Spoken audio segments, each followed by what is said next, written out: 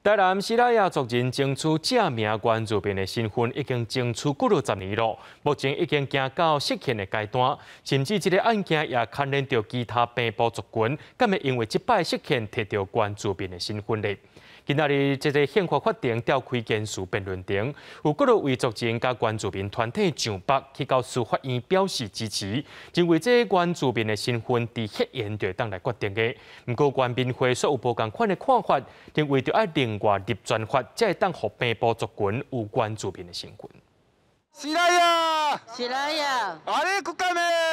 手举各平埔族名的牌仔，大声用家己的母语发口号。二八宪法法庭针对西拉雅族人白地原住民身份案召开释宪辩论庭，这原住民权益团体北上支援，身为关系机关的台南市长黄伟哲也到场支持。各方的申请释宪的机关的陈述，其实大多数大家都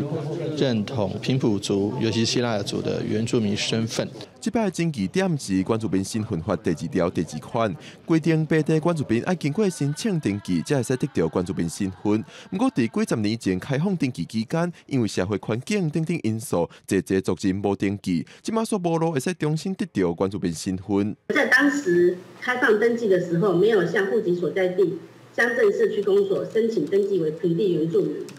难道他们这样就不是原住民吗？当年设计登记制度是为了方便行政机关去辨识身份，但是没道理为了给行政方便，就要用剥夺我们的身份当作代价。但是原住民族委员会主张，宪法征收条文并无将包括西拉雅等等平埔族群列做山地也是白地原住民，认为平埔族群的身份问题应该另外立法，按照实际状况保障权益。那不是说征收条文做价的原因就是永久的、永恒的锁定，在宪法位阶它所认定的价值，如果要打破它，是不是要修宪？那如果宪法有给一个立法形成的空间，那是不是要透过立法？呼吁我们的大法官这个事项给予合宪的这个宣判，那这样的话呢，才能根本解决我们原住民整个